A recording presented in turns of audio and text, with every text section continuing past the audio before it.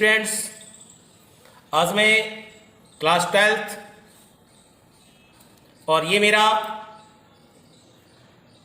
Chapter number 2 के अंतर्गत lecture number 3, इसके अंतर्गत जो मैं आपसे करवा रहा हूँ, आज पढ़ाने जा रहा हूँ, वो है electric potential at a point due to an electric dipole.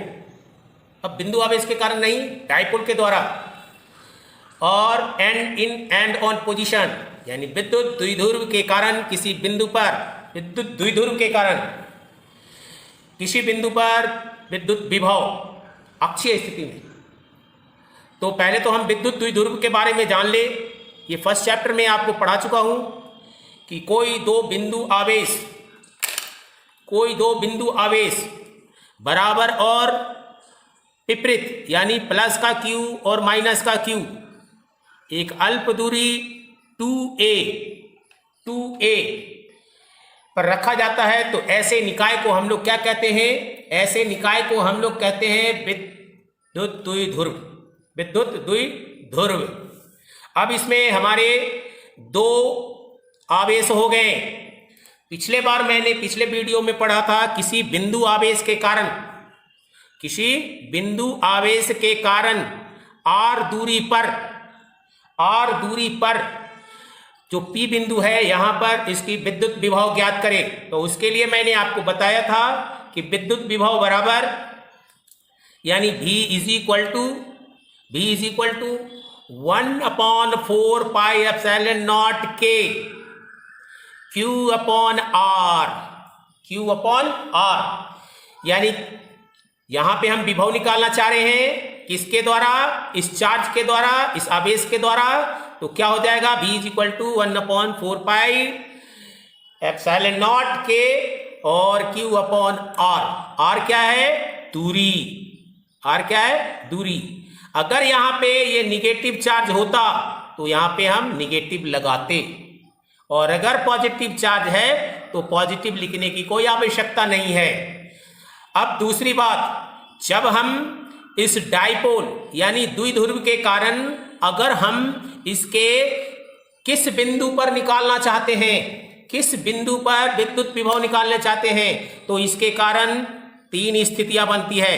पहला बनती है कि ये दोनों बिंदु आवेश को मिलाने वाली रेखा पर, यानी एक यहां पर A और B आवेश है, ये प्लस Q है, ये माइनस Q है, और इसकी मिलाने वाली रेखा कहां पे है? ये P है, और ये P पे हमें निकालना है। तो ये हम उसके अक्ष पे निकाल रहे हैं, तो इसे कहते हैं अक्षीय स्थिति। इसको कहते हैं अक्षीय स्थिति।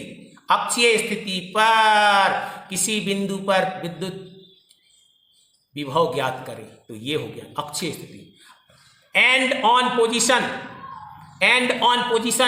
और इसी को कहते हैं हम लोग अनुदैर्ध्य। इसी को कहते हैं हम लोग अनुदैर्ध्य या अक्षीय। अब दूसरी कंडीशन, ये हमारा क्या है? द्विध्रुव है, और द्विध्रुव यहां प्लस Q है, यहां माइनस Q है। अगर इसके लंब समद्विभाजक का मतलब लंब भी हो और इसको समद्विभाज करता है, यानी बराबर भागों में बांटता है। तो ऐसे स्थिति में ये लंब समद्विभाजक पे अगर कोई बिंदु पे निकालना हो तो हम क्या कहेंगे? तब हम कहेंगे इसे निरक्षीय स्थिति। तब हम इसे क्या कहेंगे? निरक्षीय स्थिति। अक्षीय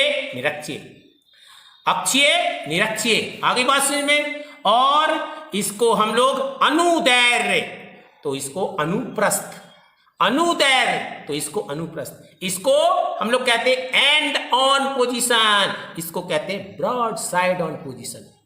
तो ये दो लाइन पे, यानी दो अक्ष पे हमने निकाल लिया। और तीसरा होता है कि किसी बिंदु पे निकालना, कोई भी बिंदु कहीं भी दिया हुआ है। तो हम मुख्यतः बोर्ड के लिए ये दो प्रश्न ज्यादा इंपॉर्टेंट हैं। एक तो है इस स्थिति पे लिए, यानी अक्ष पर किसी बिंदु, और एक होता है निरक्षीय स्थिति, यानी उसके लंब समद्विभाजक पे कोई बिंदु का विद्युत विभव ज्ञात करना। तो आज हम ज्ञात करने जा रहे हैं, ये हमारा है एंड ऑन पोजीशन, यानी अक्षीय स्थिति। इसको हम ज्ञात करने जा रहे हैं। तो हमने क्या देखा? इसके कारण यहां पर विद्युत क्षेत्र विद्युत विभव अलग होगा, इसके कारण विद्युत विभव अलग होगा, उसके बाद हम इन दोनों का परिणामी निकालेंगे। तो आइए हम देखते हैं अक्षीय स्थिति में। अक्षीय स्थिति में इसका मतलब हमने क्या देखा कि यहां पर कोई दो बिंदु है। ये क्या है? ये हमारा द्विध्रुव है। ये हमारा क्या है? दो ध्रुव। ये आपको मैंने लिया माइनस का क्यू, ये हमने लिया प्लस का क्यू, इसको मिलाने वाली रेखा, और द्विध्रुव में हम लोग क्या मानते हैं कि इसकी लंबाई कितनी होती है?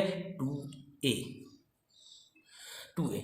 और ये हमारा क्या बता रहा है? ये हमारा बता रहा है अक्ष, और इसी अक्ष पे हमें एक बिंदु P है, एक बिंदु P है, और वो बिंदु P जो है वो इसके मध्य बिंदु O से कितनी दूरी पे है? R दूरी पे है, यानी यहां से यहां तक R दूरी है। R दूरी पर इस P बिंदु पे हमें निकालना है, जो कि द्विध्रुव के मध्य बिंदु से R दूरी पर अक्षीय स्थिति में है। इसके लिए हम निकालेंगे। तो एक बार हमको इसके लिए निकालना पड़ेगा, एक बार इसके लिए निकालना पड़ेगा, क्योंकि बिंदु आवेश के लिए आप जानते ही हैं। तो हम पहले किसके लिए निकालें? प्लस क्यू के लिए हमने निकाल दिया, तो प्लस क्यू यानी इसके द्वारा। अब इसके द्वारा निकालेंगे तो क्या हो जाएगा? यहाँ पे देखिए ए 1/4 पाई एप्सिलॉन नॉट के, ये तो होता ही है, और इसके साथ इस आवेश के कारण हो रहा है, तो क्यू। कितनी दूरी है इसके बीच में? तो इसके बीच में यहां से यहां तक की दूरी निकालेंगे। इस दूरी के निकालने के लिए हम लोग क्या करेंगे? ये पूरा यहां से यहां तक R है, यहां इसको A को घटा देंगे, A को घटा देंगे, क्योंकि ये मध्य बिंदु है, तो A यहां से यहां तक है और A यहां से यहां तक भी है। क्लियर हो गया? ये क्योंकि ये पूरी दूरी 2 है, इसलिए Q अपॉन यहां से, यानी कहां से? B से P, B से P, और B से जब P लेंगे तब क्या हो जाएगा? ये किसके लिए हम ले रहे हैं? प्लस क्यू चार्ज के लिए, प्लस क्यू आवेश के कारण। तो हम लिखेंगे यहां ये V1 is equal to, V1 is equal to, ये V1 है।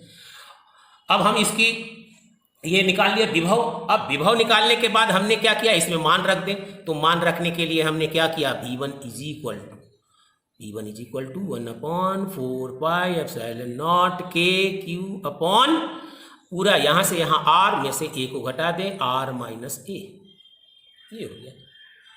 अब इसी तरह से ये तो हमने निकाल लिया किसके लिए? प्लस क्यू के लिए। अब हम निकालेंगे माइनस क्यू के लिए।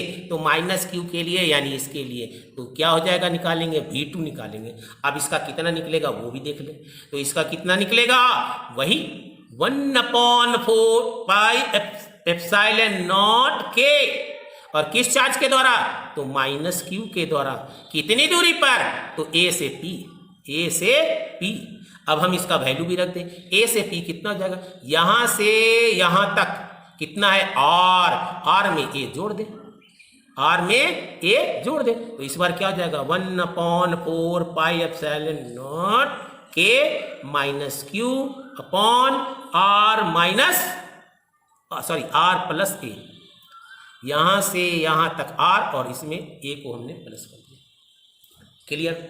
अब ये दो चीज निकल गया। V1 किसके द्वारा? प्लस क्यू के द्वारा। V2 किसके द्वारा? तो माइनस क्यू के द्वारा। ये दोनों निकल गए। अब हम क्या निकालेंगे? अब हम निकालेंगे इसका परिणामी, यानी परिणामी विभव।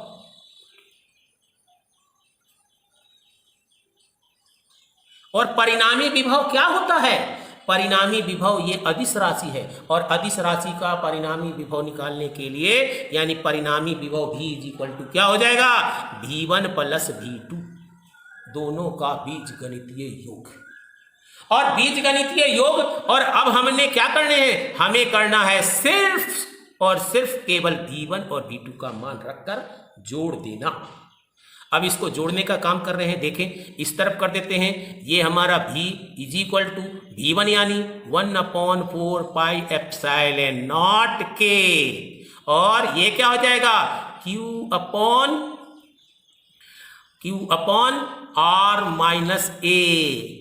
और फिर क्या करना है? जोड़। ये तो V1 लिख दिया, ये हमने क्या किया? V1 लिखा। अब प्लस V2 भी लिखेंगे। तो 1/4 पाई एप्सिलॉन नॉट के और माइनस क्यू बटा R प्लस A। ये हो गया। अब हम क्या करेंगे, ये पार्ट देखिए, हम देखें तो ये मिल रहा है कि 1/4 पाई एप्सिलॉन नॉट के, और उसके साथ साथ क्यू भी क्या मिल रहा है, इसको क्यू ही कर दिया, 1 को क्यू कर दिया, ये हमें कॉमन मिल रहा है। और बचा क्या, तो बचा यहां पर 1/r माइनस ए, और यहां पे क्या बचा, प्लस, यहां पे माइनस बचा है, तो -1 r प्लस ए, ये हमारे पास बच गया। अब हम क्या करेंगे, अब हम इसमें ये खेल क्या हो गया, ये प्लस और माइनस माइनस हो जाएगा, यानी यहां खत्म हो जाएगा और यहां पे माइनस हो जाएगा, ये खत्म। अब हम क्या करेंगे, 1/r माइनस ए और 1/r प्लस ए।